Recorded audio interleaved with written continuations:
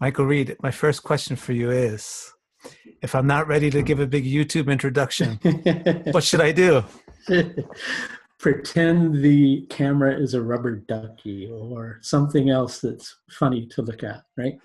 I think it's interesting. I kind of want to address that, because people, they just think we do this naturally, But I know sometimes myself, I look at that camera, and even though it's just a camera, it's like this gateway, like to a portal, and I go, am I ready to open the gateway?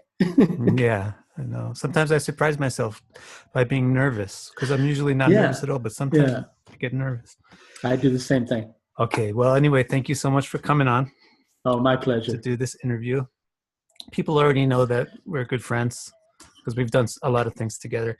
But now I'm doing a particular series of interviews where I'm asking basically the same questions or just discussing the similar topics with each interviewee so that people can get many perspectives on all the all-important topics of life.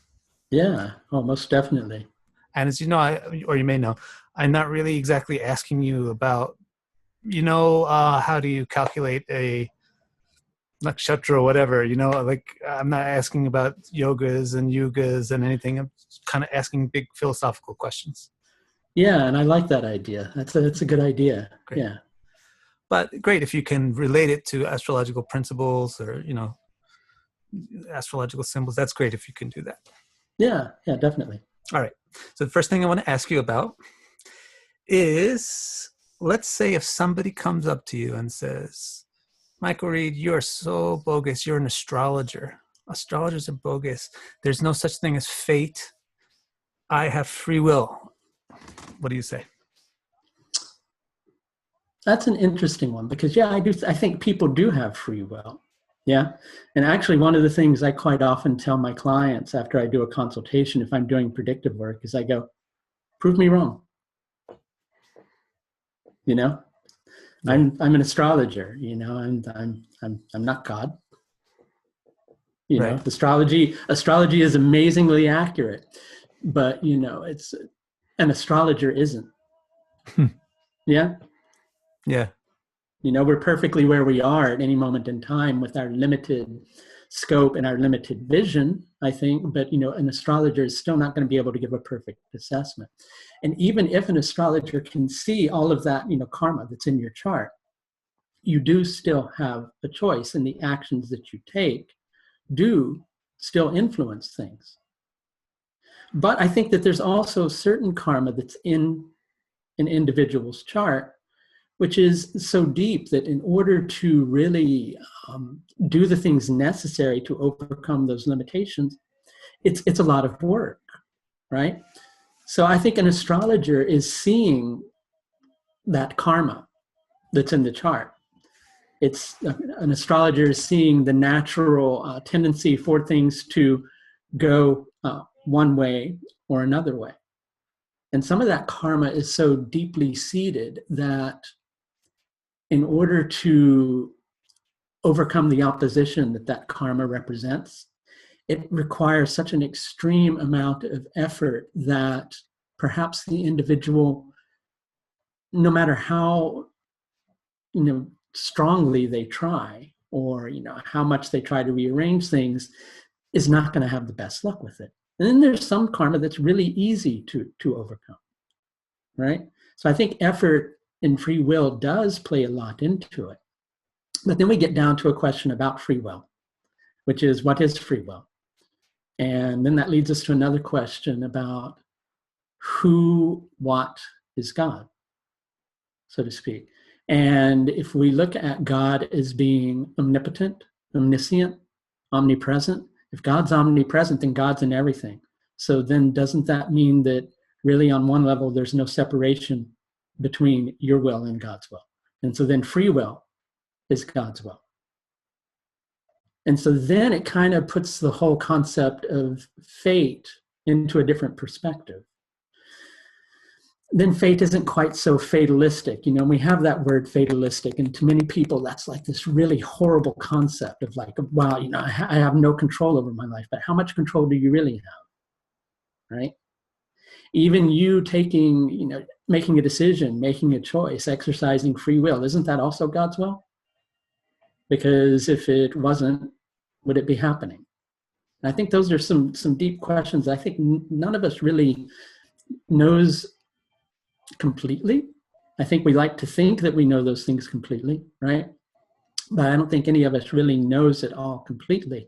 So in terms of if somebody came along and said, you know, I have free will, I would say, well, most definitely you do, right?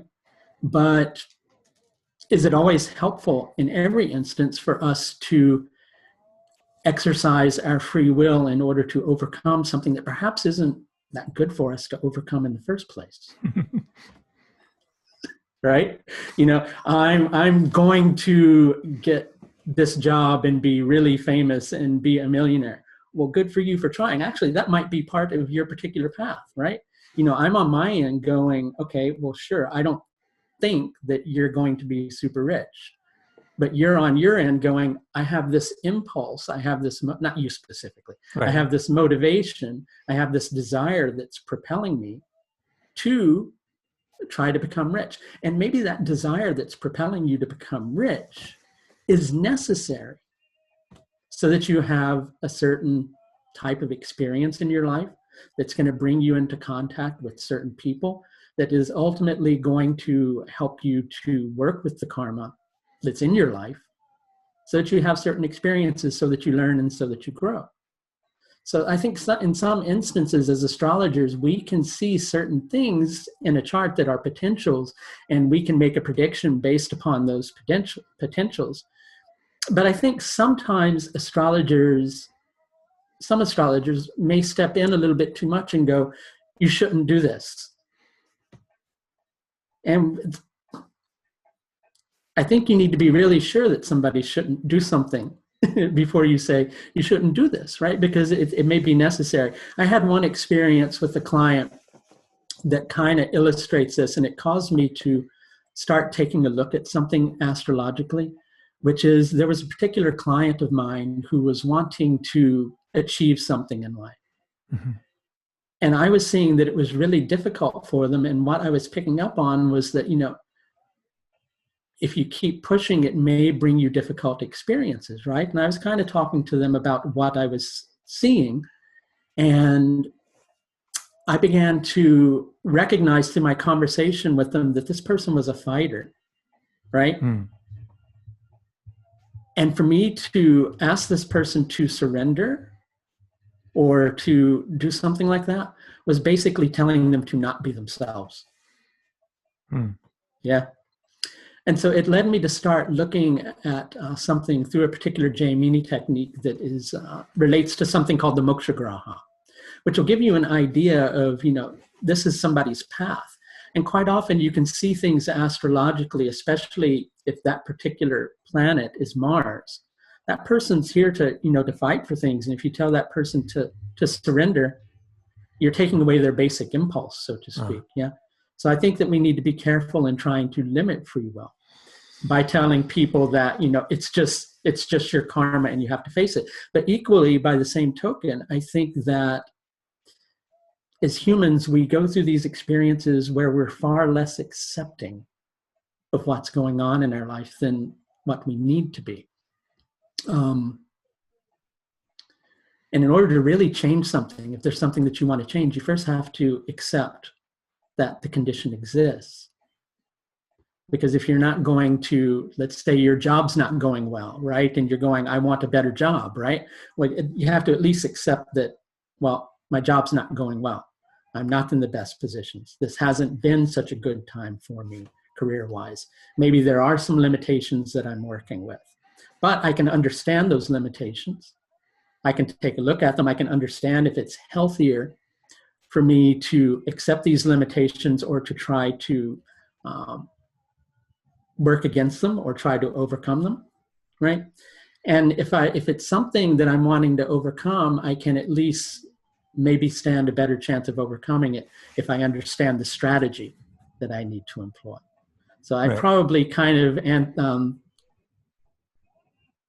went off on a tangent there, but I think it's important in terms of free will, because I think we do have free will, but I do also think that there is karma. There are certain conditions that are healthy for us to experience in this lifetime.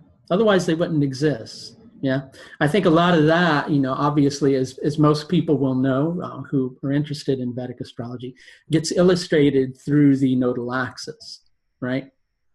And I am a strong believer that any consultation I do, I always want to look at Ketu and Rahu. And dependent on the question, I will look at them in every single divisional chart that relates to the event. So I can get a clear idea of why this is going on in the individual's life. And I think that really helps, because sometimes if you just come across in a straight, this is going to happen, that is going to happen manner, you don't really have a full understanding of why those conditions are there. Can you say more about that? What would you see from Rahu and Ketu? Well, I'll give a specific example. I was working with a recent example of a client's chart who had a lot of problems with their sibling, right? And so sure, I could have, they weren't even asking for a prediction, but I could have come out with a prediction of going, yeah, your relationship with your sister is going to improve in X amount of time. Or I could have just said, well, you need to try to get along better, right? But when I was looking at this individual's chart, in a holistic manner, in other words, looking at the Rashi chart, looking at the Drekana chart, looking at the Dwadashamsha chart in order to fully understand the siblings situation and family situation, I could see that this was a very unique individual. And he was on a path where the path that he was walking was going to create conflict with family. But part of his path was to be who he is. And to find that balance of going, well, I can try to get along with my family better, but I can't do that at the sacrifice of who I am. And how did you see that? And it was related to Rahu and Ketu? I saw in the Drekana chart, right? If I can remember every placement exactly, they had Ketu in Aquarius and Rahu was in Leo. Okay. Now, Ketu in Aquarius likes to get validation from their peers quite a lot of times. And when Rahu is in Leo, generally the path for the individual tends to become one of going, I need to follow my own inspiration. I need to follow my own path, even if I don't get that validation. But in addition to that, within the Drekana chart I was looking at, Ketu was in the first, whereas Rahu was in the seventh, you see? So I think if I even remember correctly, with where Rahu was, I believe that the sun, because we're looking at Leo, that the sun was in the third position from Rahu. So it was bringing up a lot of things with siblings. And I think that the sun was in the seventh from the ascendant in the Drekana chart. So it was a lot about their relationship with their sister. So as they were walking that path of Rahu and Leo, it was going to bring up things regarding their relationship with their sister. I wasn't supposed to do an astrology thing, but I'm visualizing this. That's okay. So it's hard to create the visualization. So you have the Drekana, you have Aquarius with Ketu in the first house. Not the first house. Oh wait, it was the first house. Yeah, you're right. And Leo, you have Rahu and Leo in the seventh house. Yeah, and maybe the sun was in a different position, but something was in the position where it was creating a third and seventh scenario. Okay, cool. I tell you what, in the background, go ahead and talk for a second, because in the background, I'm going to bring up the chart. We're going to go. No, let's not go there. Let's not go there. Okay. No. Just give a second. It's okay. We're not. And also, it's the Drekana chart, which is about siblings to begin with. And I also found it interesting that you'll look at the Dwadashamsa for the whole family thing. Well, you know what? I think I deleted the person's. Good, because I don't want to go there. I have another question for you. For you. All right. It's just that when you start talking about Rahu Ketu, then that becomes really interesting to me. So just briefly. I don't remember what position the sun was in, but I do know that with that Rahu connection to the seventh, it was bringing the concept of them having to become more aware of their relationship. And somehow the sibling was coming into it either through Ketu's lord meaning Saturn, and where Saturn was positioned, or the sun. Oh, I know what it was. Ketu was connected to the moon, which was the Bratru Karaka. That was part of it. You see, I'm also thinking it's the Drekana chart. So there you go. It's already Yeah, siblings. it was the Drekina chart too. Right. Yeah, in addition to that. So what you're saying is that Rahu and Ketu have a particular role to play in demonstrating that kind of uber karma of the whole lifetime, which is like the main undeniable theme of a person's. This is what I find. Would you agree? It's like the uber karma of their main undeniable theme of this is what you need to learn to evolve in this lifetime. You can't get around this. Yeah, most definitely. You know, Yeah. they are the fatalistic planets. Yeah. And they are very important. And it's important to understand the position of Rahu and Ketu in every single divisional chart, because that lesson is going to be different. Oh, it's just too interesting. It's too interesting.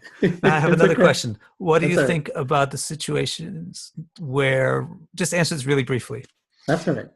In certain divisional charts, the Rahu Ketu come together in one sign.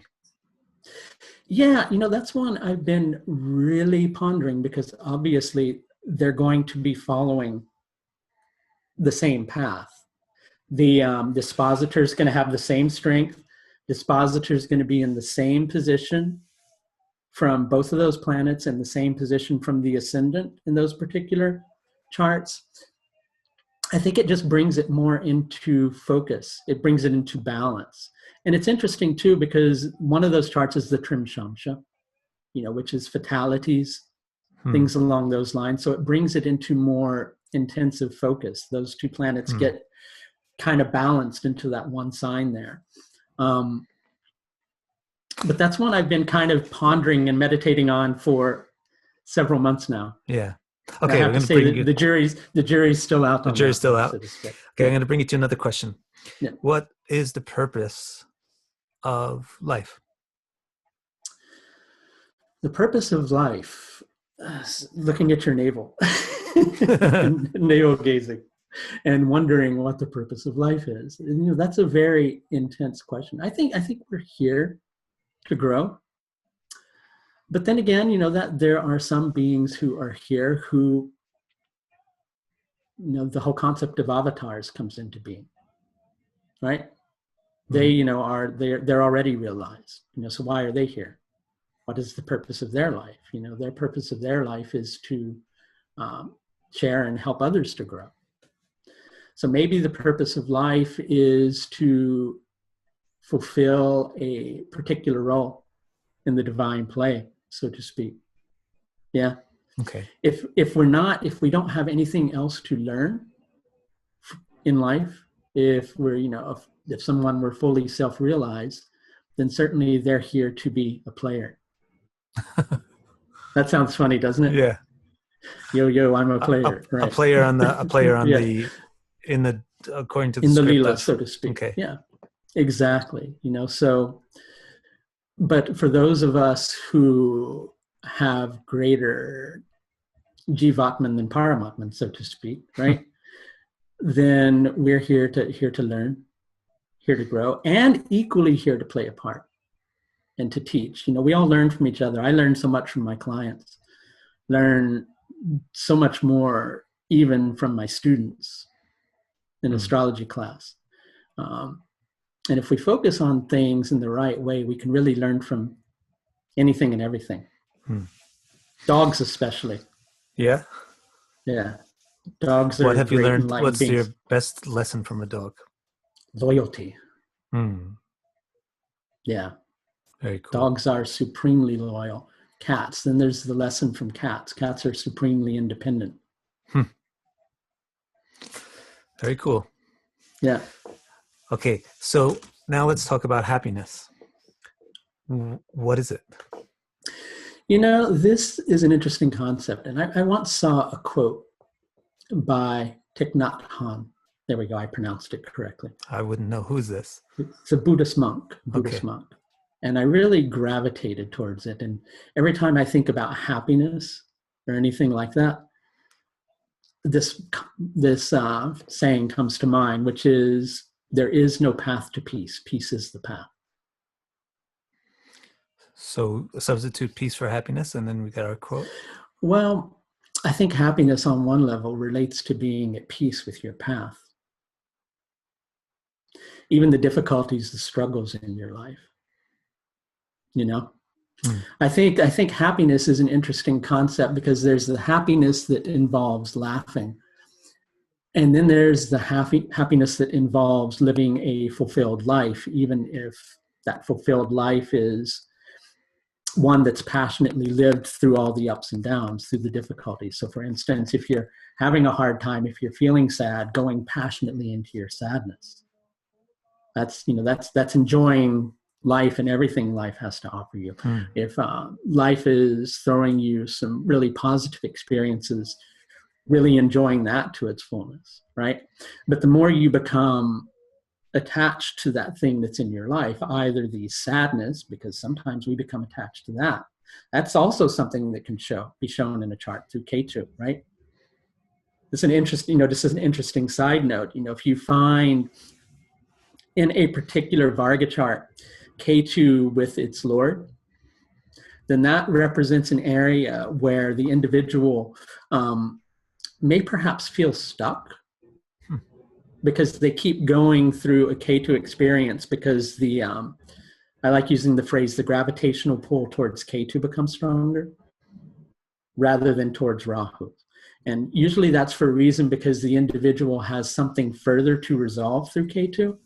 But quite often my experience with those people is it makes them feel kind of stuck with Ketu. So we can become comfortable with being sad or being upset or our life not going well, right? And may have this like pining or longing for this really wonderful, happy, fulfilled life. And then if that really wonderful, happy, fulfilled life came along, it may scare the living daylights out of us, right? To the extent that we go, I don't know this. I don't understand this. I'm much more comfortable living like this. I don't know how to handle this responsibility of all these good things coming into my life, right? Hopefully people don't have that experience, right? But sometimes we become attached to things, attached to sadness. Definitely. We become stuck with that. And, sometimes we can become attached to things going wonderfully well in our life, right? But if those things are gone the next moment, what are you going to do? Right. Yeah. Where's your mind at then? Is your mind still happy? Is your mind still at peace? Or is your mind going, wait a second, where did all that go? Right. And Once again, so you intrigued me with yeah. Ketu. So are you saying that the Lord of Ketu should go someplace so that Ketu has some place to draw from, or it has some place to go symbolically? I don't see a right or a wrong with it, I guess. But that's just my own judgment. So for instance, let's say we've got Ketu in Leo and Ketu's with the sun. That individual is going to really stick with that Ketu and Leo pattern in their life. It doesn't mean they won't have a Rahu experience, but they may, for instance, keep going around in the same pattern. So for instance, Ketu and Leo can many times have a tendency, and it's not even conscious, right, to see themselves, when it's in the negative polarity, to see themselves as better than other people, so to speak, right? Because perhaps they have a past life memory of being royalty. Or maybe they don't think that they're better, but they tend to think that in order to get by in life, they have to keep a dignified appearance, right? So regardless of the circumstances, they try to pretend that they're feeling dignified rather than, perhaps being humble. And so again, it's not a right or wrong. But then you place them in a circumstance, for instance, where the opportunity to be humble comes along, then they may perhaps find it really, really difficult to break beyond that pattern. And this is because the sun is with Ketu and Leo. The sun is with Ketu, and so it will keep pulling them back to that. And actually, many times I think that's for a reason, because they have more development to learn through going through that experience. Okay, and so it's not necessarily wrong that they're like that. It's more just a thing of going, your soul has more to learn from being Ketu, sun, conjunct each other in Leo. Okay, so now what if the sun was not in Leo? What if the sun was in Virgo with Ketu and Leo? If the sun was in Virgo with Ketu and Leo, Well, then it would, where's the ascendant? I don't know. Let's say that. All right, let's say the Ketu, ascendant ascendant is Capricorn. the ascendant is in Capricorn, right? Yeah. Well, then they'll likely play a lot of that pattern out through their spouse and perhaps their friends, or through their family, specifically their father. Because it's the ninth house? Because it's the second from Ketu and the ninth from the ascendant. Because it's the second from Ketu. And okay, gotcha. That's very interesting. Yeah. Okay, now I'm going to get back on our track. I don't know. You're the first interviewer I can't avoid asking about astrological that's all right. things. I love working with the nodes. They're like one of the things I love. Me too. Me too. Yeah. I'm also on the page with you that it's actually I like to conclude readings with the major lesson of Rāhu and Ketu, because it's just so universally big themes that are always helpful for the person. Oh, most definitely. Yeah. And see, I do just the opposite. I start with that. Start with that. And then you kind of get to the point where the person goes, oh, well, my questions aren't really quite as meaningful now, because they've all just been answered. Right. Right. Okay, how about this one? So happiness, let me see if I can recap what you said about happiness is. I can repeat it. No, don't repeat it all, but give me the seed. What was the seed? I think it's about being at peace with what is in your life in any given being at peace moment. with what's at your life. Okay, that's something that makes sense. And then what is suffering? Being not at peace? Being not at peace with that. And suffering, I think, serves a purpose, What's the purpose? But, well, the purpose that it serves is to let us know we're not at peace. But we already know that because we're suffering. So it lets us know that we have to do something. We have to do something. We have to do something to change it. Or, maybe that's a limited judgment of it too, because really, let's take the story of Siddhartha, so to speak. Right. Siddhartha witnessing suffering, seeing suffering in the world and going, suffering exists. And obviously that made him, feel suffering. And I think we can learn from suffering, not even just our own suffering. We can learn from the suffering of others. Yeah. We learn many times how, we may think we have it difficult, but there's always somebody who may have it seemingly from our perspective more difficult than we do. Mm. But then how do you quantify suffering? You can't really quantify suffering, because one person's suffering is their suffering no matter how minute. Yeah. It may appear to us that's their suffering, that's their perspective. Right. So you can't really quantify suffering, but suffering serves a purpose, I think. And I think that purpose teaches us that there is imbalance, that there's something that we may not be at peace with within ourselves, or that there may be imbalance in the world at large. Either one of those things leads to a need to take action, especially if you have Mars and Aries. For somebody else, it might mean something different. No, I like that. Actually, what you're saying is sounding very Buddhist. The cause of this I just wanted to say. So I think also happiness is not quantifiable either. Happiness no, it's not. And so then back on this thing, Buddhism is basically what Gautama Buddha basically said was, if you want to be happy, don't desire anything. Yeah. So if you're at peace with yourself, then you won't need anything, right? But if you're not at peace with yourself, then you need something, then you have to work, and then you get involved in stress and you get disappointment. Sound desires right? But desires are natural too.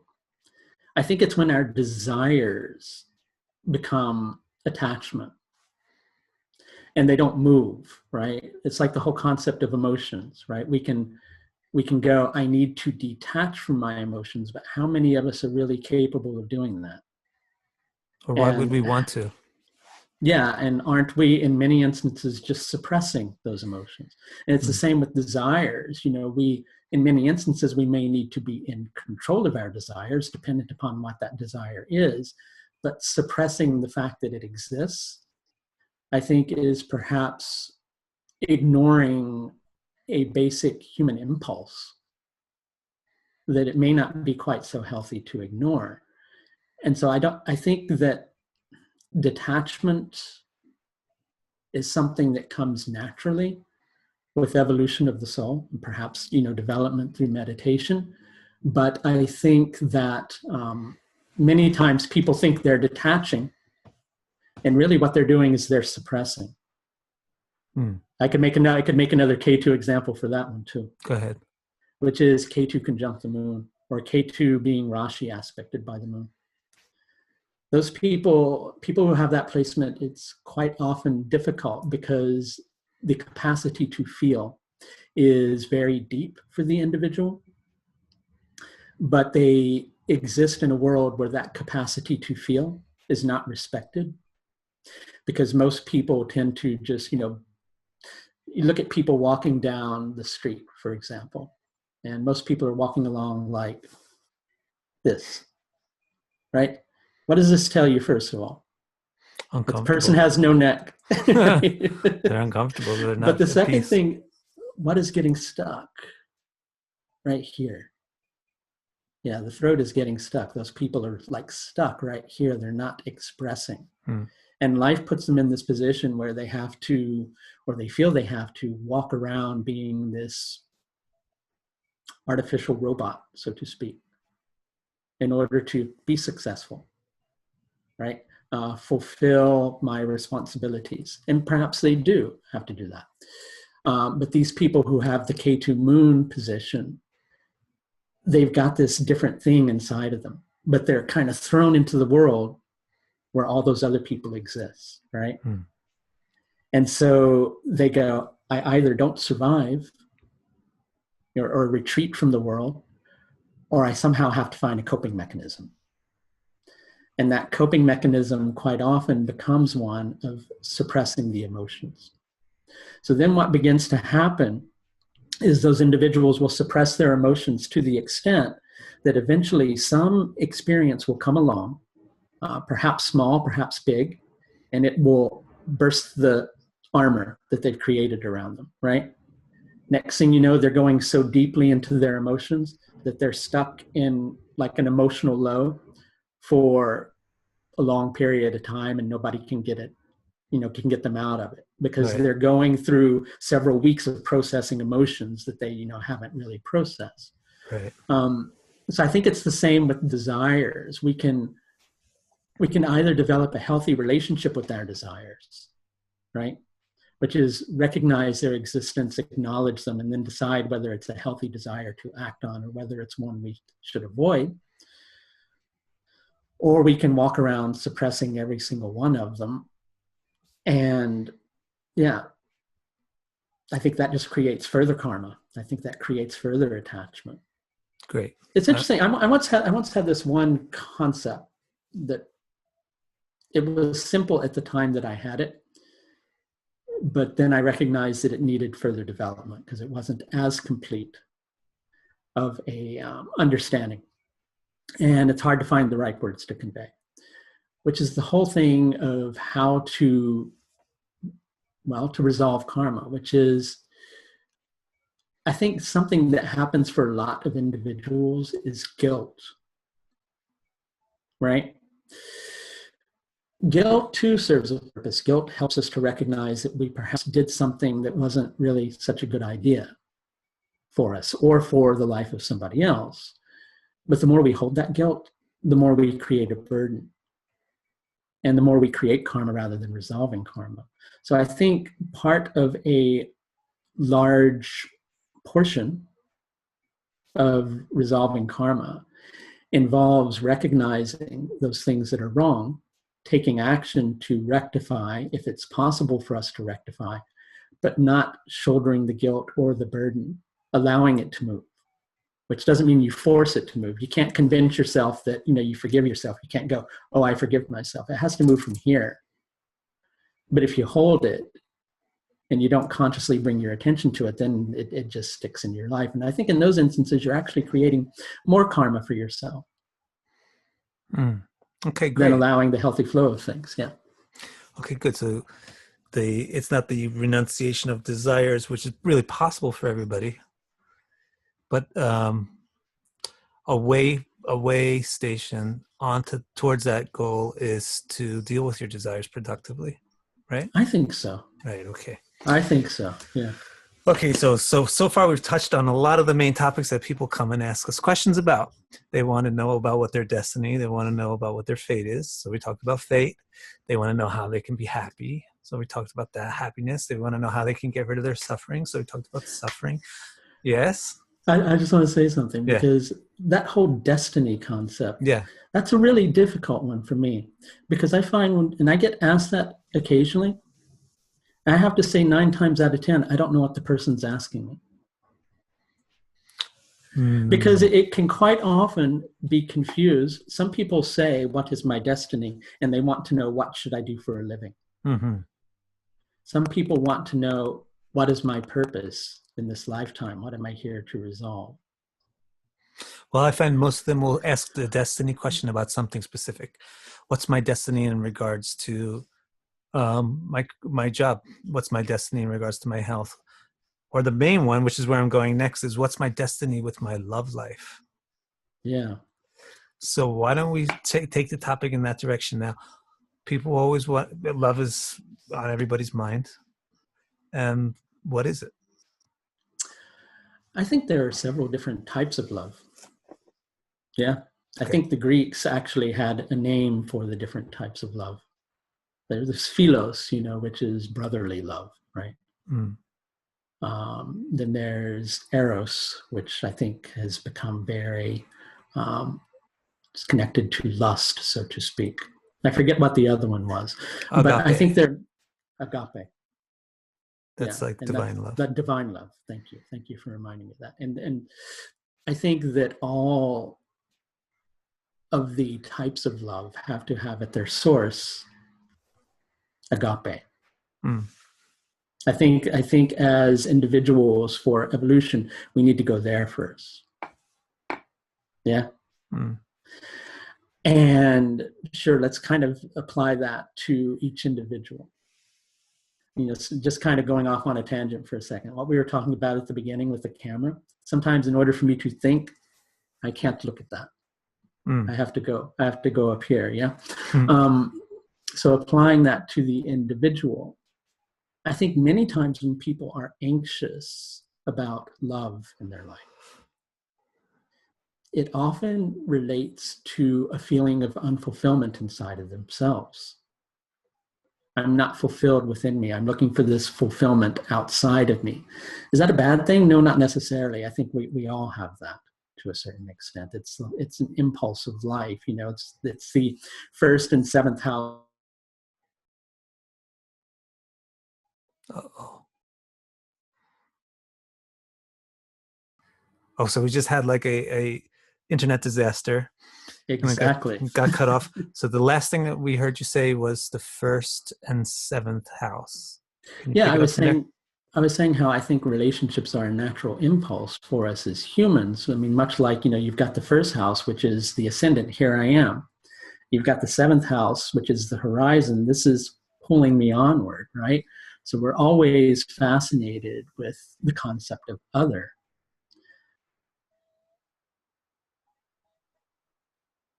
Uh-oh. Leads us to that ultimate finding of ourself, right? Hmm. Are we having some disconnection? Yeah, I again? couldn't hear, actually. I just heard you. This leads us on to... Yeah, why don't you pause the ultimate recording? finding of ourselves. Why don't we try again? Do you want to pause the recording Sure. for a second? Yeah. All right, we got to go back in time and go try to do this again. But take us a step or two back right before this first and seventh house thing, because now I've forgotten the train of thought.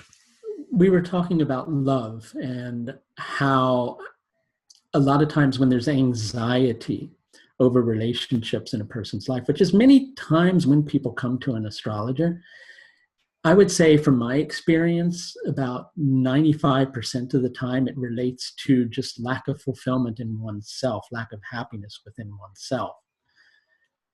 So, people are looking to find that fulfillment through others, but I don't think that's always the healthiest approach to relationships. Right. Somebody else isn't going to fulfill you. Right. And then what about the first and seventh?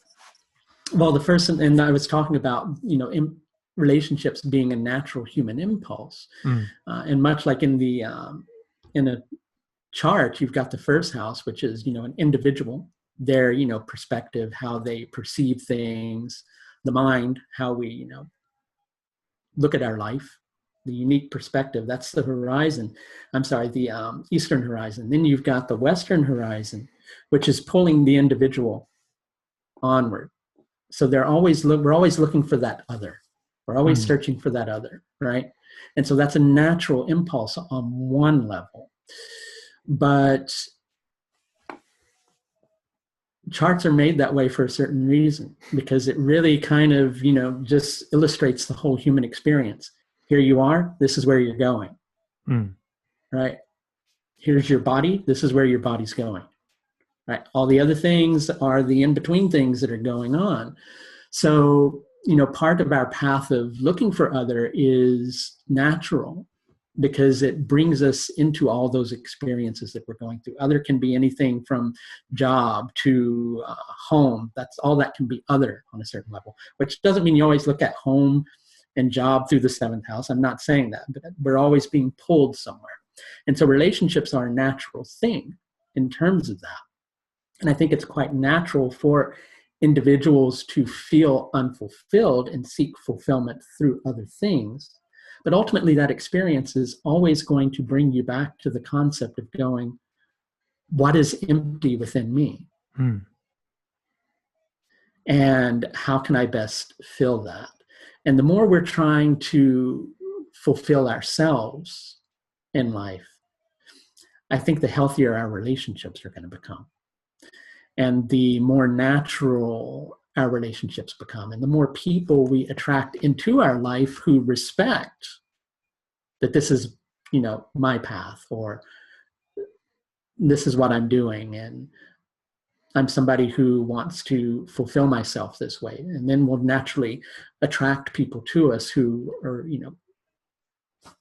who naturally come there, right? And then we have the whole concept of karmic relationships. Can I ask you a question first? Whoa. Yeah, go ahead. My first question is, so you say that love is this spontaneous need to fulfill an emptiness within ourselves, which is natural. I don't think love is that. I think that love is something that's far beyond that. But I think human desire for a relationship is so the desire for a relationship, okay, is to fulfill a certain need, to fill the emptiness. There's a lacking in us, so we're looking for the thing which is going to fill it. Yeah. Then we look towards people. Yeah. And then you said that the more that we are filling that need in ourselves, the better quality of people we get attracted to and attract to us. Is that what you meant? Often, I guess you could say that might not always happen. You might attract somebody to you who's going to test and see if you're really feeling solid inside of yourself. But hopefully, if you're working in harmony with yourself, you won't let that relationship affect you. But if you're wanting to have a healthy relationship, I think it has to start with yourself. I think we have to love ourselves before we can really love somebody else. So what should I do to love myself? That's a difficult one. How about accepting yourself? I used to teach yoga for years and years, and one of the things that kind of came to me through my yogic path was this concept of, it's not about necessarily improving yourself, it's about accepting yourself. Yeah, because we have what we have for a certain reason. And of course, we want to become more aware of our difficulties and more aware of our challenges, our personality flaws, all of those things. But again, I think we have to accept those things first. So if we want to love ourselves, we have to accept ourselves. And we can't really accept somebody else fully unless we're able to really accept ourselves. Yeah, that I can see. But on the one hand, you said karma is for us to grow, right? Yeah. Then if we just accept ourselves, then where's the growth? Well, the growth comes through all those experiences that are blockages to us accepting ourselves. The thing which we're growing towards is acceptance. Here's an interesting thought. There was once this really wonderful book that I found in a dollar bin somewhere, right? I love those, right? Yeah.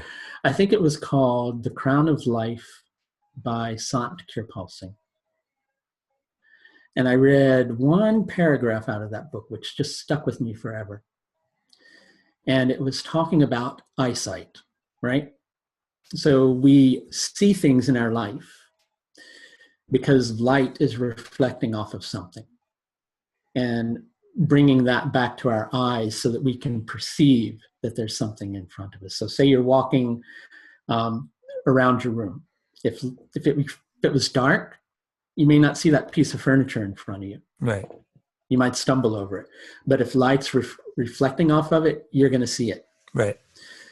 Similarly, it went on to say, similarly, karma works in the same way. We experience consciousness. We go through these experiences of encountering difficulties and challenges because the light of pure being is bouncing off of something that is an obstruction to our path.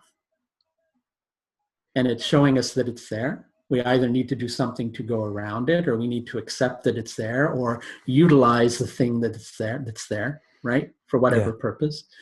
But it's much the same way. So in coming back to your original question, so if it's about accepting oneself, then how do we grow?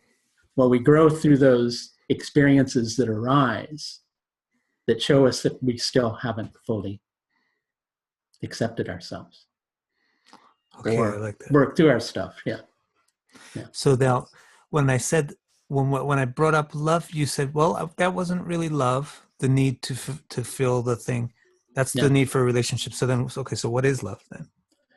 Love is something, in my opinion, that far transcends the capacity of a human heart. We can have this minute portion of it. It feels like this massive thing, right? And it sometimes makes our heart explode, just like this massive amount of love. Those of us who have love for humanity, we may see somebody going through hardship on the side of the road and we experience one form of love. We may see a parent with their child and experience another type of love in that moment. We may see an animal and experience another type of love in that moment. But if we go beyond that, the concept of God experiences this love that's just, that's the only word for it is. How do you spell that? Right, exactly. So I think that love in its essence is something that humans are only able to grasp a small minutiae of. And I think that humans often will mistake love for desire. And I think desire can be part of love. But love is something that far transcends, this is a difficult thing to say, that far transcends one's love for one's spouse, one's love for one's children, one's love for one's dog. All of those are portions of love, right? Right. That we're able to experience a fragment of the full picture. But I think the full picture of love, I think the Greeks had a good concept of when they spoke about agape. This is beautiful. I love this. This is great. Which is love of the divine. And if we can go to that space where every type of love that we have is based upon that love, then I think we get closer to experiencing the concept of true love. Yes, you took the words right out of my mouth. Yeah. I'm 100% agree with you. That's where I think love is at. Really. Great. Now, you mentioned also that we mistake love for desire, or let's say maybe, what about lust and sex and things like that? What is that? What's the relationship between sex and lust and love and divine love? That's a powerful one. Yeah.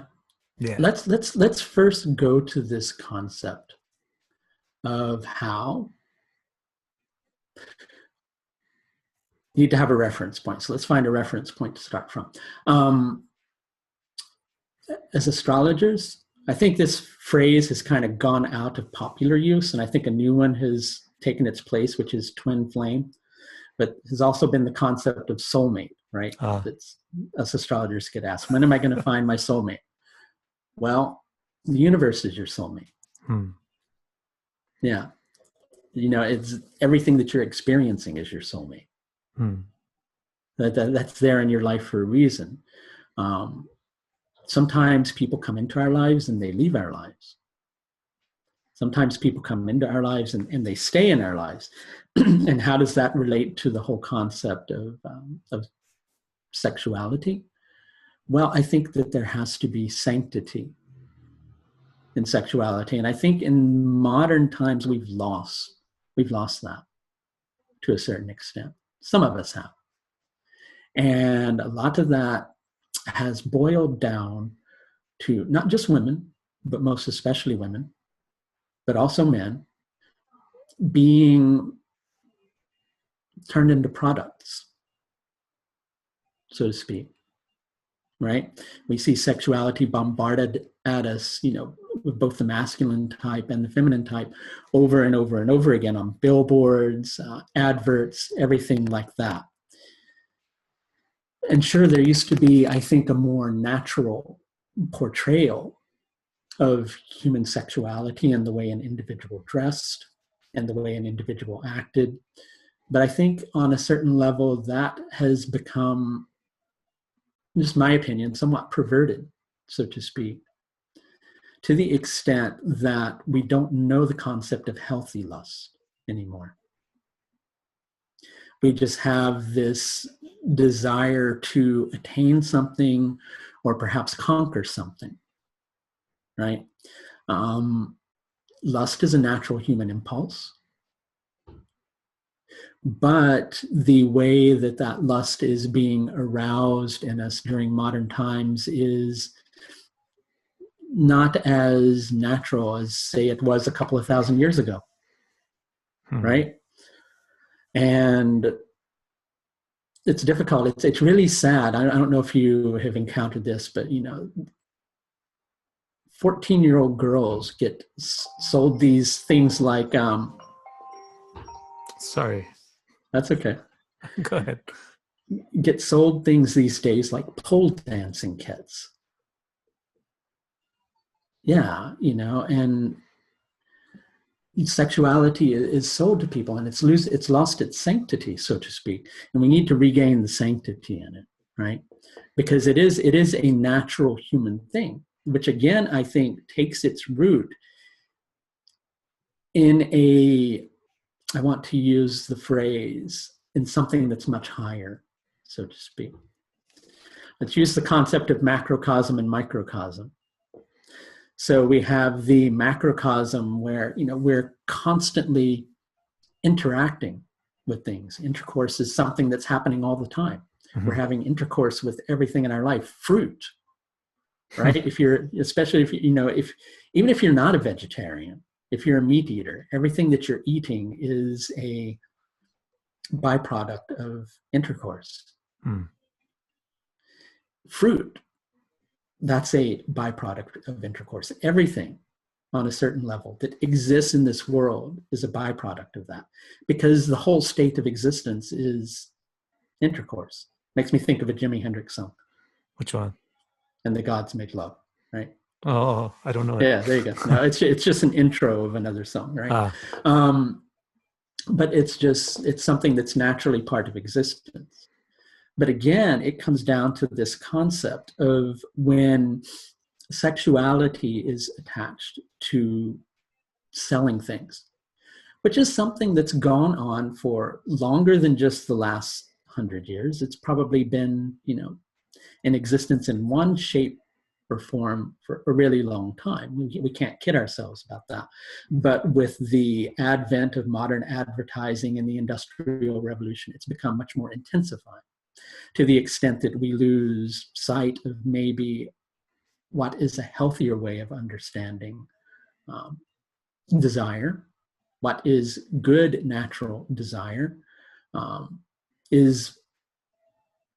are our lusts founded upon love? Or are our lusts just founded upon this desire, this ache that we want to have fulfilled? And we're going to do anything that we can to fulfill that need, regardless of who it, hurts or who it causes hardship to. Hmm. So I wouldn't go as far as saying lust is a completely negative thing.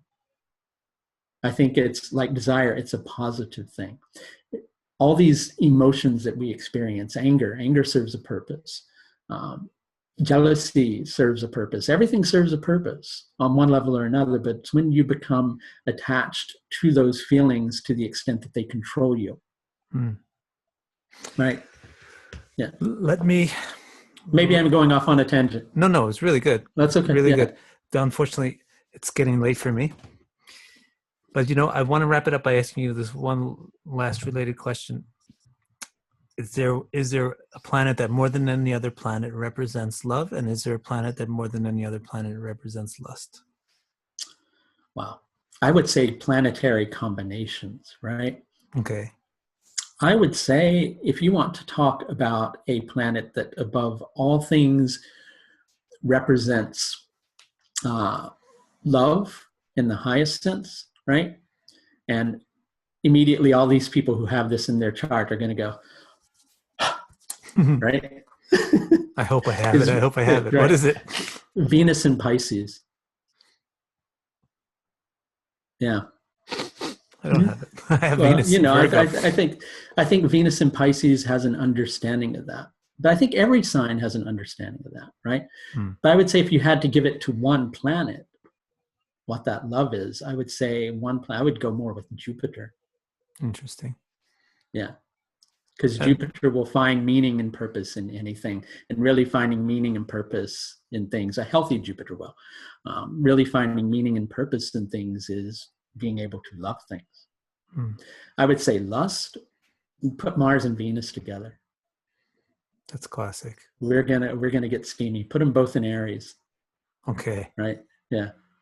Or Sagittarius, for instance. Really? Why Sagittarius? Oh, yeah. Well, that would be more adventurous lust. I would say Aries would be more impulsive lust. Very cool. Yeah. Great. All right, Michael, I feel like we cut this short. Oh, it's okay. But I think that's because we have a lot of interesting things to say. Maybe we'll have to have a part 2. That would be lovely. I'd love to do that anytime. Yeah, but I don't like to do the interviews too long because I'd like to just keep them short into the thing. And also, I think I have an important phone call that I have to take maybe from my wife. Oh, there you go. Most definitely deal with that. Yeah, but if you want to do a second part, no worries. Yes. I'd love to do that anytime. Thank you so much for sharing your wisdom about all these really important things. And I hope that people get inspired to look at these things more carefully, use the wisdom that you shared with them to act as their lenses to help them investigate things more clearly. I want to direct people to the link that I'm going to put underneath this video to get in contact with Michael. And you got a YouTube channel. I do, yes. Maybe you can put a comment on this video so people can click right over over and subscribe to Michael's channel. We'd love to do that. All right, Michael. Okay. Take care. Thank you so much. Bye now. Bye-bye.